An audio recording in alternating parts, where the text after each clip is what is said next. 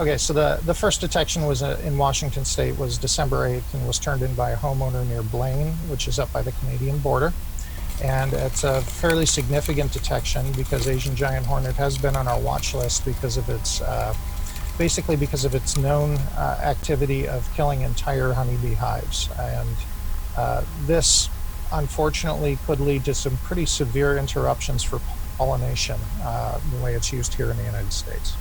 First of all, it's a large organism, so it's very intimidating when you first encounter one. In fact, when I first picked up the specimen in Blaine, I thought it was a child's toy. That's how large it was compared to other hornets that I'm used to dealing with. And to be certain, you don't find hornets really in the Pacific Northwest. The only true hornet is from Europe and was introduced in the eastern US. So you have that going on. So what makes it dangerous is that people don't know to look for them.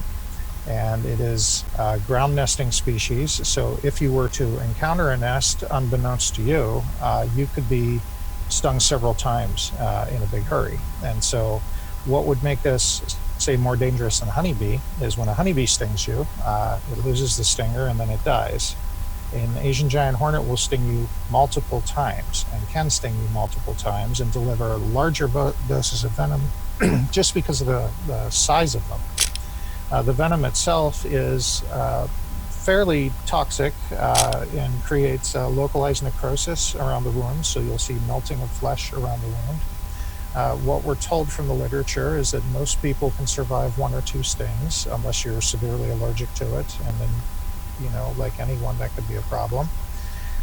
But if you sustain multiple stings, the necrosis and the venom will actually start getting into your bloodstream and will start working on your organs, and multiple stings could literally be fatal and have been fatal.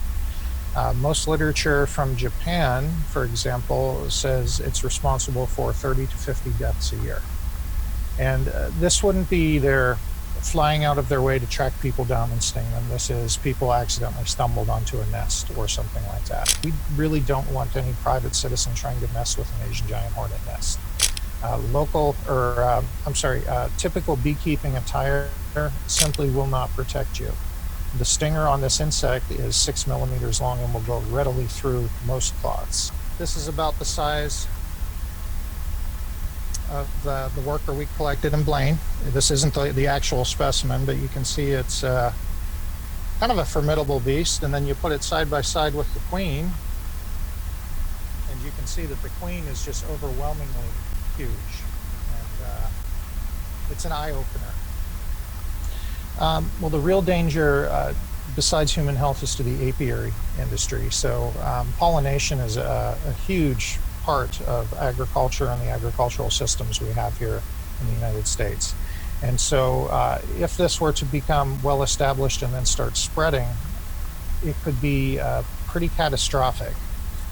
Reason for this, in its native range, when it attacks honeybees that are there, it's a different species of honeybee. That honeybee has co-evolved with it and has some defense mechanisms. The honeybees that we run here in the United States are of the species Apis mellifera, or also called European honeybee or Italian honeybee.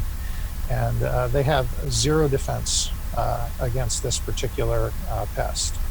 And what's really unfortunate is that only a few Asian giant hornets, once they locate a colony, can kill a very healthy hive with no losses to the hornets, mind you, in just a few hours. And that can be devastating.